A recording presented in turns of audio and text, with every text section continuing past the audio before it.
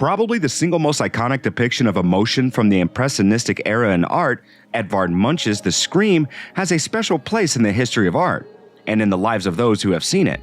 But while pain and anxiety shown in the image are relatable to everyone in some way or form, most people actually have no idea what the painting is actually meant to be depicting. That's right, the image titled The Scream is not showing a screaming figure at all, but something much more horrifying.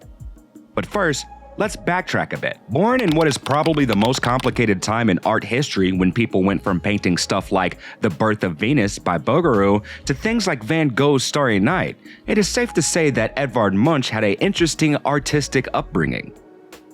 And you can definitely see that in his art style, which went from a ton of phases before settling into the style we most associate with the Norwegian artist. But to fully understand what the Scream represents, we must take a look at Munch's inner life as much as his artistic career. You see, while Munch grew up in a relatively middle-class home and went to a traditional art school, his personal life was always plagued with turmoil and angst. One of the most famous examples of this is his experience with anxiety over inheriting a mental disease that plagued his family when he was just a child. He also lost his mother and sister at an early age, which was followed by his brother who died of pneumonia a few years later.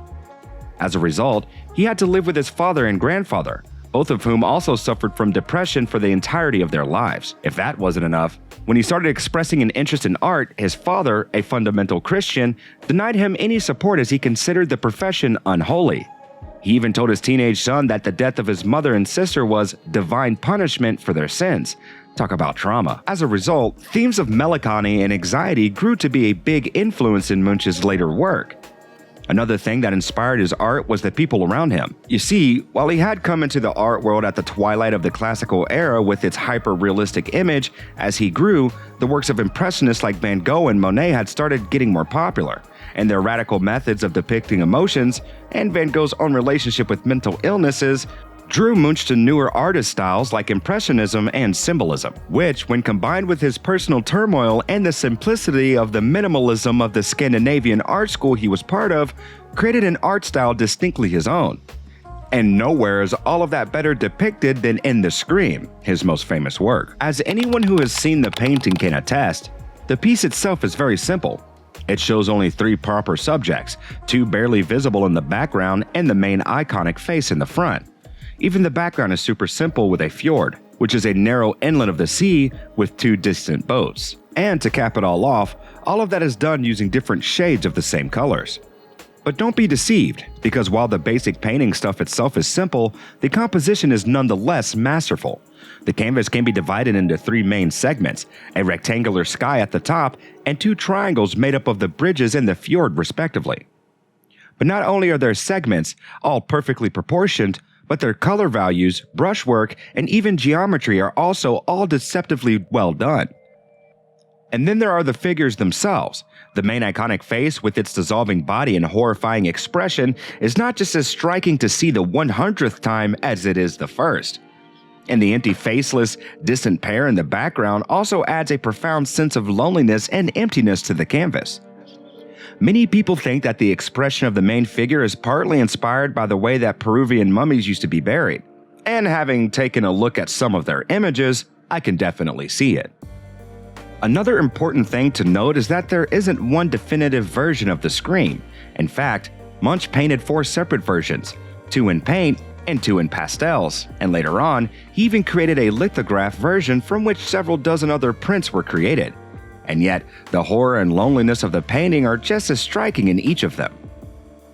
It can be attributed to the bright colors and the seemingly haphazard brushwork, or the stark difference between the main figure and the ones behind, which shows just how isolated Munch felt at times. But whatever it is that makes this painting tick, no one can deny the effect it has on viewers. Now, all of that is nice and all, but what does the painting depict?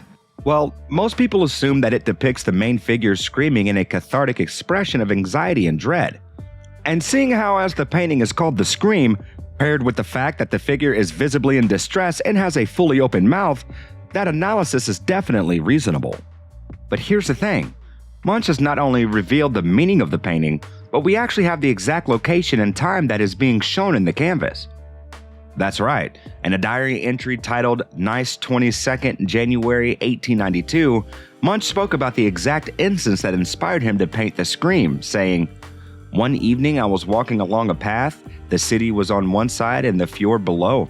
I felt tired and ill. I stopped and looked out over the fjord. The sun was setting, and the clouds turning blood red. I sensed a scream passing through nature. It seemed to me that I heard the scream. I painted this picture, painted the clouds as actual blood. The color shrieked. This became the scream."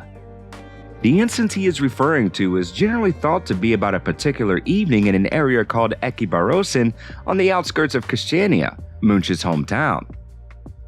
According to Munch, he had been out with friends when "I was walking along the road with two friends. The sun was setting. Suddenly, the sky turned blood red. I paused, feeling exhausted, and leaning on the fence. There was blood and tongues of fire above the blue-black fjord in the city. My friends walked on, and I stood there trembling with anxiety. And I sensed an infinite scream passing through nature." There are even some theories on why the sky turned red at that instance. Around the same time that Munch probably went on his walk, the recent eruption of the volcano Krakatoa had caused reddish skies to appear in the Western Hemisphere multiple times for a few months, and many people think that Munch's walk took place on one such fateful evening. But coming back to the main point, what does this tell us? That the figure in the painting is not the one that is screaming, but is actually someone being subject to the scream?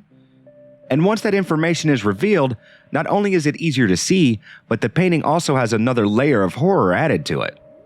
With his hands desperately pressed against his head, the figure seems to be tortured and terrified by the sound that only it seems to hear.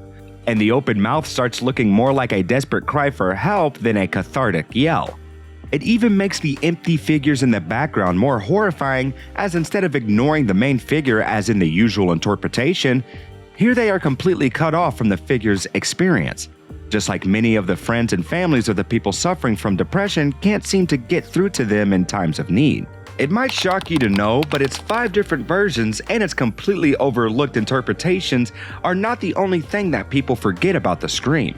In fact, one of the last known facts about the painting is that it was actually part of a series called The Frieze of Life. This series was painted over a period of 9 years and started in 1892 and would consist of 22 paintings, all of which together were intended to be seen as a poem of life, love, and death. And while the scream is without a doubt the most enduring piece of the bunch, when put together with all the other paintings that Munch created for the series, the anxiety of the piece feels less like a permanent overbearing pressure, but just another part of life that people like Munch have to bear. While there are paintings about anxiety, isolation, and depression, there are also paintings about everyday life, jealousy, love, and beauty, and even about growing up. And the scream, however horrifying, is not the only thing that matters in life.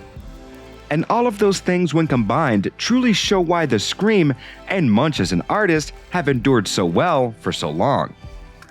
And while on that note, we must end today's video, so click on any of the other 4 videos on your screen now.